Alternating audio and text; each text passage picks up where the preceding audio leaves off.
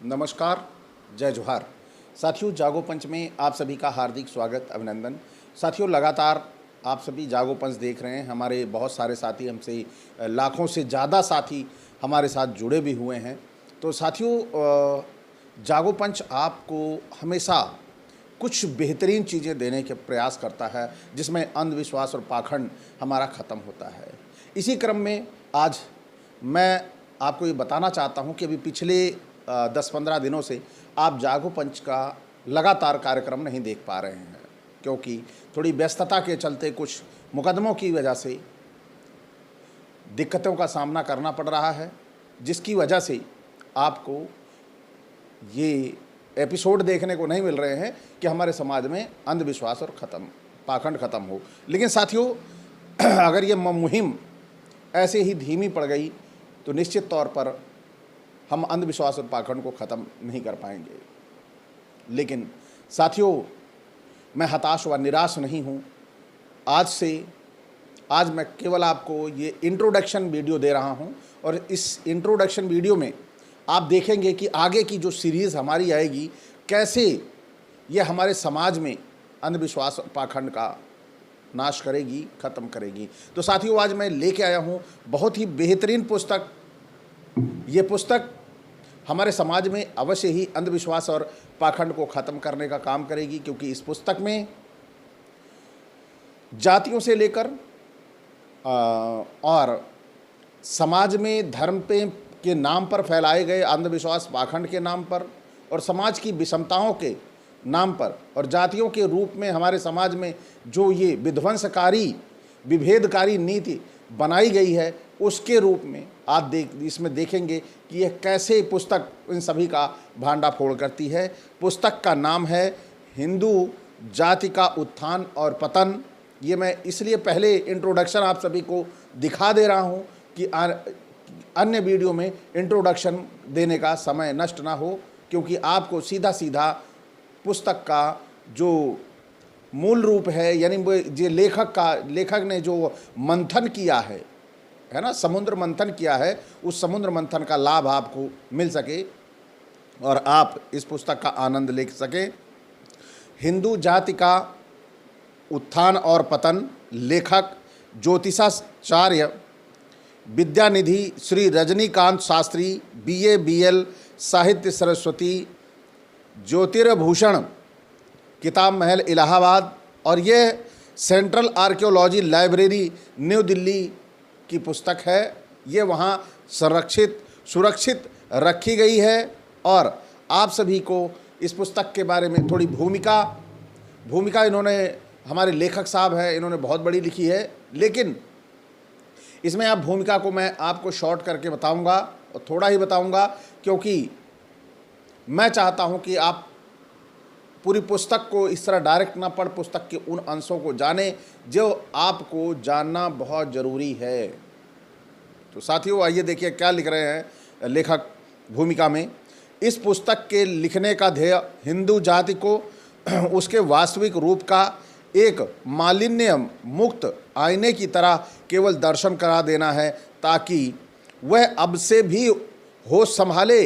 अब तक यह जाति आत्मश्लाघा एवं परनिंदा जैसे हेग दुर्गुणों के नशे में सदा चूर रहकर अपनी तथाकथित प्राचीनतम सभ्यता और संस्कृति की डींग हाँकती तथा अपने को आर्य पर संसार को अन्य जातियों को मलेच्छ, बर्बर आदि घृणा व्यंजक शब्दों से याद करती हुई चली आई।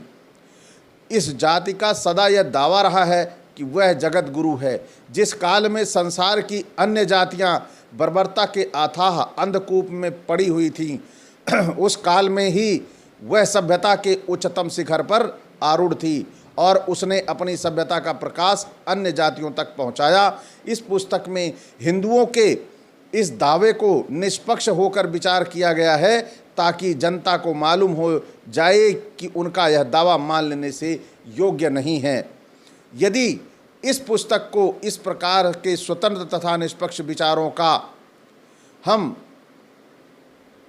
भगद्वार भी कहा जाए तो कोई भी अत्युक्ति नहीं होगी। तो साथियों, इसमें आपको थोड़ी सी एक हिंट मिला होगा। इसमें कहा गया है कि आर्यों ने अपनी बातें तो कह ली, अपने सारी बातें कही। आर्यों ने कहा कि हम सर्वश्रेष्ठ हैं और जितने भी देश के लोग हैं, जितने भी चाहे विश्व में लोग हैं, वह कौन है? मलेच्छ हैं, नीच हैं, असुर हैं, राक्षस हैं, छोटी जाति हैं, नीची जाति हैं, यानी पूरे संसार के लोग खराब हैं। यह आर्य लोग बड़े ही सुंदर है, बड़े विचारक है और श्रेष्ठ जाति में पैदा है। यह अपने आप को इन्होंने स्वयंभू बना लिया। तो यही इसी स्वयंभू का पोल खोलती हुई यह पुस्तक है। आप सभी जरूर सुनिए और देखिए। जैसे सच्ची रामायण पुस्तक ग्रंथों का पोल खोलती है, वैसे ही यह पुस्तक इन श्रेष्ठ जाति में पैदा होने वाले लोगों की जो जातिगत भावना है, विद्वेषता है और इनके मूल स्वरूप का भांडाफोड़ करती है। और यदि आप लगातार ये सीरीज देखते रहे तो मैं ये कहता हूँ, ओबीसी, एससी और जो हमारे सवर्ण भाई हैं, कायस्थ है ना, वो जिस घमंड में घूम रहे हैं कि हम तो श्रेष्ठ जाति वाले हैं, हम तो थोड़ा सामान्य जाति वाले हैं, उनका भी पोल यहाँ खुल जाएगा। ये पुस्तक सारा पोल खोलती है, सबको बताती है कि आर्य लोगों ने कैसे स्वयं श्रेष्ठ रह के सबको मलेच्छ, नीच, राक्षस, असुर, दानव बना डाला। तो आइए चलते हैं आगे पुस्तक की ओर। सर्वप्रथम पाठकों को जान लेना चाहिए कि हिंदू शब्द किसी भी भारतीय भाषा का शब्द नहीं है। प्राचीन पारसवासी सिंध नदी के समीपवर्ती भूभाग को हिंद और इस संबंध में यहाँ के निवासियों को हिंदू कहा करते थे और भारत निवासियों ने अपने यहाँ किसी ऐसे राष्ट्रीय नाम के अभाव के कारण जिसके द्वारा उनका सामूहिक रूप से बोध हो सके, इसे चिरकाल से अपना लिया है। इस देश में किसी भी राष्ट्रीय के नाम के अभाव का कारण यह था कि भारत निवासी अनेक जातियों तथा उपजातियों में विभक्त थे, जो अपने डेढ़ चावल की खिचड़ी अलग अलग पकाया करती थी। उससे उनमें राष्ट्रीय भावना अंकुरित होने नहीं पाई और अंत में जाते जाते उनके वर्तमान अधः पतन का कारण बना। यानी हम राष्ट्रीय एकता की जब बात करते हैं और हम यूँ छिन्न भिन्न हैं, लेकिन फिर भी हम राष्ट्रीय एकता पर एकजुट खड़े हो जाते हैं। लेकिन यहाँ पर सवाल ये उठता है कि हम सारे के सारे केवल जातियों की वजह से, जातिगत बंटवारों की वजह से हम अपनी खिचड़ी अलग अलग पका रहे हैं। सामाजिक आंदोलन आज हमारे समाज में बहुत तेज़ी से चल रहा है, लेकिन सबकी खिचड़ी अलग अलग पक रही है। कैसे? सारी जातियां अपनी जातियों को संगठित करके सामाजिक आंदोलन चला रही हैं। वो सोचती हैं हम अपनी जाति को अकेले लेकर सामाजिक आंदोलन बड़ा खड़ा कर लेंगे, हम अपनी जाति को इकट्ठा कर कर भला कर लेंगे। लेकिन होता क्या है? होता ये है कि उस जाति का व्यक्ति, उस जाति का नेता खरीद लिया जाता है और उस जाति का आंदोलन वहीं पर डाइवर्जन की स्थिति में आ जाता है। और जो आंदोलन होना था, जो राष्ट्र की उन्नति की बात होनी थी, जहाँ समाज की उन्नति की बात होनी थी, वहाँ व्यक्तिगत उन्नति की बात चल पड़ती है। तो यही सब चीज़ें हैं जो हमारे समाज में हमें आगे नहीं बढ़ने देती। फिर क्या लिख रहे हैं लेखक? हिंदू जाति की यह चिरबद्ध मूल धारणा है कि यह उन प्राचीन आर्यों की शुद्ध संतान है जिन्हें ऋग्वेद के मंत्रों का प्रस्फुरण हुआ था, पर उनकी यह धारणा बिल्कुल निर्मूल है। सच पूछिए तो वर्तमान हिंदू जाति की एक भानुमति का पिटारा है, जिसमें ना मालूम कितने प्रकार के रक्तों का सम्मिश्रण हो गया है। यहाँ तक कि बड़े बड़े राजवंशों तथा ब्राह्मण गोत्र प्रवर्तक महर्षियों का रक्त भी अछूत रक्त से अछूत नहीं रह सका। यानी बड़े बड़े ऋषि भी, बड़े बड़े जो हमारे समाज में ऋषि मुनि हैं, यह भी बेचारे इससे अछूते नहीं रह सके। और क्या हो गया कि वह भी, जिनको इन्होंने नीच जाति कहा, उन नीच जातियों का भी खून इनमें मिक्स हो गया। यह इस पुस्तक में देखने को मिलेगा आपको आगे चल के। फिर देखिए, यहाँ पर क्या किया, बड़े बड़े राजवंश थे, सारे के सारे रक्त मिश्रण हो गए। पहले तो धर्मशास्त्रों ने ही स्वयं असवर्ण विवाह को प्रोत्साहित कर हिंदू जाति का रक्त मिश्रित कर दिया, पर पीछे तो नियोग जैसी घृणित प्रथा एवं इसी की देखा देखी वैध किंबा अवैध, सवर्ण किंबा असवर्ण सभी प्रकार के यौन संबंधों का बाजार इतना गर्म हुआ कि वह ब्राह्मण से लेकर चंडाल तक सभी जातियों को ले डुबोया। पर प्रत्येक क्रिया की उतनी ही जबरदस्त प्रतिक्रिया होती है, और यह प्रतिक्रिया क्या हुई, जिसके फलस्वरूप आगे चलकर जाति भेद पोषक एवं कड़े कड़े नियमों की सृष्टि हुई, और प्रत्येक जाति एक वायुबद्ध कोठरी यानी एयर टाइट कंपार्टमेंट में बदल गई और सब वो बंद हो गई। इसके लिए दूसरी जाति का अन्न जल भी हराम हो गया, और फिर ये क्या हो गया, 3 कनौजिए 13 चूल्हे, यानी 3 कनौजिए हैं वो 13 चूल्हे वाली बात हो गई कि कहावत जो है वह पूरा का पूरा तमाशा प्रत्यक्ष दिखने लगा कि सभी जातियां गोलबंद हो गई। जब जातियों में घालमेल चल रहा था, जातियां बन रही थी, तो उस समय भी लगा कि नहीं ये एक दूसरे से मिल न जाएं, एक दूसरे से समझ न जाएं, एक दूसरे से शादी विवाह शुरू न करें। फिर इन जातियों को गोलबंद करना शुरू किया, इन जातियों को मजबूत करना शुरू किया कि इनकी जातियों को एयर टाइट जैसे डब्बा होता है वैसे ही एयर टाइट डब्बा बना दिया इन्होंने, और ऐसा बना दिया कि जैसे इन जाति का कोई भी नाम ले दे कि इन जाति वालों ने गलत किया है, तो पूरी जाति समूह को फील हो, महसूस हो कि नहीं ये हमारी सब हमको ही बुरा कह रहा है। और जैसे उस जाति के साथ बोला कि नहीं हम लोगों को आपस में विवाह करना चाहिए, तो वहाँ पर लठ निकाल लिए कि क्या बात करते हो, हम इतने गिरे हुए हैं कि अपनी बेटी तुम्हें दे दें। तो इस तरह एयर टाइट बना दिया कि कोई भी उसमें भेद ना कर सके, ऐसी व्यवस्था बना दी। फिर देखिए इस प्रसंग में कतिपय द्विजमान्य जातियों के वर्ण विषयक दावे पर सप्रमाण आलोचनात्मक विचार किया गया है, जिसका अभिप्राय कोई और न होकर केवल इस प्रगतिशील युग में भी वर्ण व्यवस्था जैसी हानिकारक तथा दकियानूसी प्रथा को, जिसने उन जातियों को लिए दिए समूची हिंदू जाति को अधःपतन के गहरे गर्त में ढकेल दिया है, कायम रखने की मूर्खता और व्यर्थता दिखानी है, जिससे यह प्राचीन जाति आज भी चेत जाए और अपने यहाँ के उसके जीवन रक्त को अहर्निश चुनने वाले जाति भेद का भूत सदा के लिए भगाकर अपना उद्धार और सुधार करती हुई संसार की अन्य उन्नत जातियों को के समकक्ष बन जाएं। मुझे तो उन कतिपय जातियों की बुद्धि पर तरस आता है जो वर्ण व्यवस्था के ठेकेदारी द्वारा शूद्र, वर्णशंकर या अंत्यज आदि करार दी जाने पर भी इन कुत्सित प्रथा की कट्टर समर्थक बनी हुई हैं और मान न मान मैं तेरा मेहमान वाली लोकोक्ति चरित्रार्थ करती हुई जनेऊ धारण कर द्विज बनने चली हैं। आप ये बड़ी ही जो जिसे बोलेंगे विचारने वाली बात कह दी है इन्होंने। हमारे समाज में आज भी बहुत सी जातियां ऐसी हैं जो द्विज नहीं हैं। जैसे यादवों में कुछ यादव हैं जनेऊ पहनने के बड़े भक्त हैं, लेकिन क्या वो जनेऊ पहने लोग उपयुक्त हैं? लेकिन वो अपने स्वयंभू जनेऊ पहन के अपने आप को बता रहे हैं कि श्रेष्ठ हैं। वास्तव में श्रेष्ठ तो सभी हैं, श्रेष्ठ तो वो भी है जिसको हम सबसे नीचा जाति कहते हैं। सब श्रेष्ठ वो भी है जो सबसे ऊंचा है, जो श्रेष्ठ जो नीचा है, सब श्रेष्ठ सभी हैं। ऐसा कोई नहीं है जो श्रेष्ठ ना हो, क्योंकि श्रेष्ठ तो जो शब्द है वो बनाया गया किसी सातिर द्वारा है।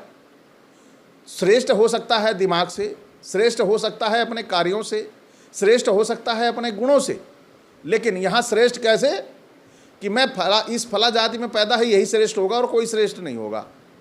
तो ऐसी भावना पालने वाला रोगी व्यक्ति वह समाज में विषमताएं ही फैला सकता है, क्योंकि ये तो एक बहुत भयंकर बीमारी है। और इस बीमारी को हम यूँ कहेंगे कि जिसके अंदर ये आ जाए कि मैं श्रेष्ठ हूँ, बाकी सारे के सारे नीच हैं, तो कौन नहीं चाहता अपने आप को श्रेष्ठ कहना? कौन नहीं गर्व महसूस करना चाहता कि मैं श्रेष्ठ नहीं हूँ?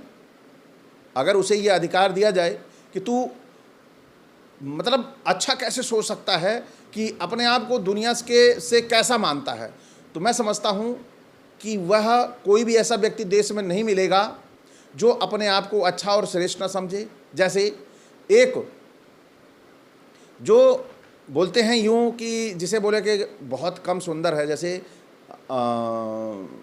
सुंदरता में देखा जाए तो वास्तव में किसी की सुंदरता बहुत अच्छी लगती है, कोई कोई ऐसा लगता है कि निश्चित तौर पर यह कुदरत का बिल्कुल एक नाम, कुदरत यहाँ पर फेल हो गई थी और वह कुरूप था।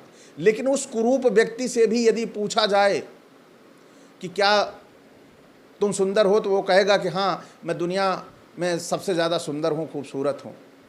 तो उसी तरह ये भावना भी है कि श्रेष्ठ अपने आप को समझना, कि जिस जाति में जो जन्मा है वो जन्म लिया है, लेकिन श्रेष्ठता के बारे में अगर पूछा जाए तो उसके अंदर भी ये गुण होता है कि मैं सबसे अच्छा हूँ। ऐसा फील करना सबकी स्वभाव होता है। तो जैसे सीढ़ीवार जातियां हैं, तो जो ऊंचे पायदान पे है वह नीचे वाले से ये फील करती है कि मैं श्रेष्ठ हूँ, इससे श्रेष्ठ हूँ।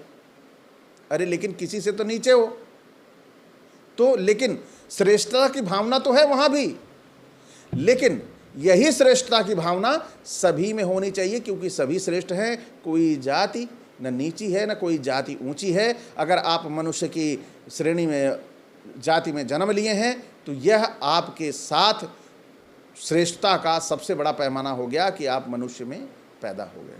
चलिए आइए पुस्तक की ओर। फिर पुस्तक क्या कहती है? क्या आत्म गौरवहीनता इससे भी अधिक हो सकती है? उन्हें तो भारत को भारत में मिलाने वाली इस पाखंडपूर्ण व्यवस्था के विरुद्ध गौतम बुद्ध की तरह जिहाद को घोषणा कर देनी चाहिए। जाति भेद की यह विभीषिका इतनी प्रबल है कि धर्मांतर में चले जाने पर भी पिंड नहीं छोड़ती। इस्लाम या ईसाई धर्म में दीक्षित किसी चमार से उसकी मूल जाति पूछने पर यह प्रश्न से अपना पल्ला यह कहकर छुड़ाता है कि उसे मालूम नहीं, उसके खानदान को ईसाई या मुसलमान कई पुश्त बीत गए, अथवा यह किसी तथाकथित ऊंची जाति का नाम बतला देता है ताकि लोग उससे घृणा ना करें।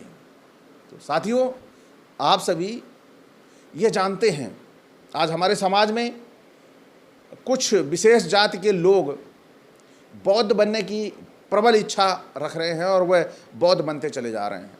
कारण क्या है?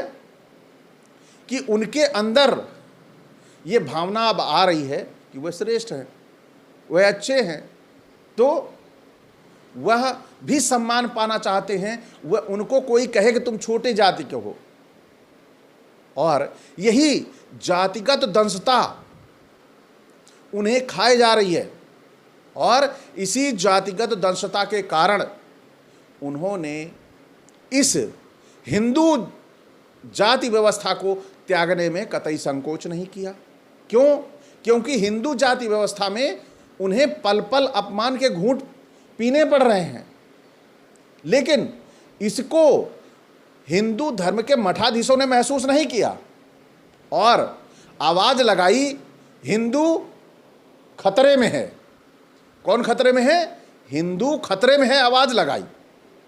लेकिन इस पे गौर नहीं किया कि हिंदू जाति व्यवस्था में विषमताएं क्या हैं, हिंदू जाति व्यवस्था में कचरा क्या भरा हुआ है।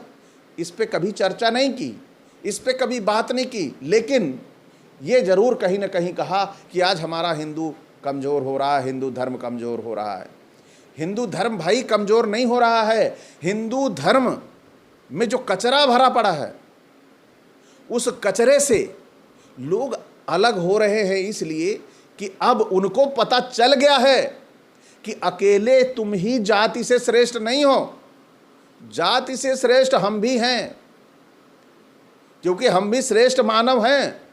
तो जब ये भावना लोगों में आने लगेगी तो इस दकिया नीसू जो पूरा का पूरा इन्होंने बना रखा है, सीढ़ी नुमा ऊंचा नीचा भेदभाव वाली व्यवस्था, यह अंततः खत्म होगी, निश्चित है खत्म होगी, क्योंकि मानव मानव एक समान, कोई इसमें जाति या भेद नहीं है।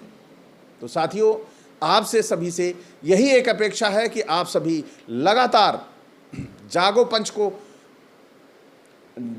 आगे बढ़ाने में आप सभी सहयोग करें, क्योंकि लगातार आपको ये बहुत ही बेहतरीन पुस्तक की सीरीज़ आपको मिलने जा रही है, जिसमें आपको पता चलेगा कि आर्यों ने यानी तथाकथित श्रेष्ठ जाति वालों ने हमारे समाज में कैसे विषमताएं डाली और किस प्रकार हमें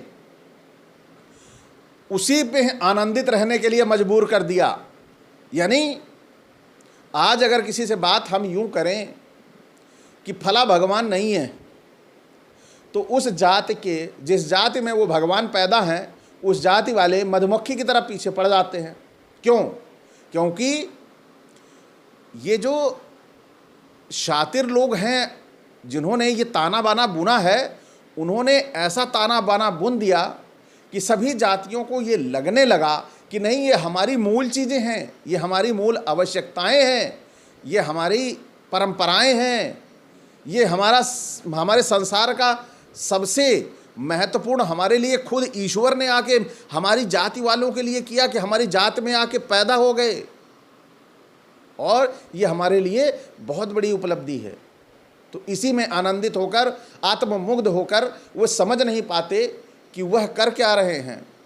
तो साथियों, आप सभी को आने वाले समय में बहुत ही बेहतरीन सीरीज़ मिलने वाली है इस पुस्तक की।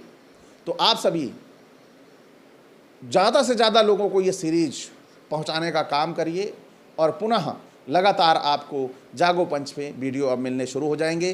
पीछे मुकदमों की वजह से, लगातार कई तारीखें होने की वजह से दिक्कतों का सामना मुझे करना पड़ा, लेकिन मैं हताश व निराश नहीं हूँ, थोड़ा व्यस्त हो गया था, बस यही इतना। तो साथियों, अगर आज का ये वीडियो आपको अच्छा लगा हो तो लाइक करें, और साथ ही जो नए साथी देख रहे हैं वो सब्सक्राइब करना ना भूलें, साथ ही बेल आइकन की घंटी भी दबा लें, जिससे हमारे वीडियो का नोटिफिकेशन आप तक त्वरित गति से पहुंचता रहे। तो साथियों, इसी के साथ विदा। जय भीम, जय मंडल जी।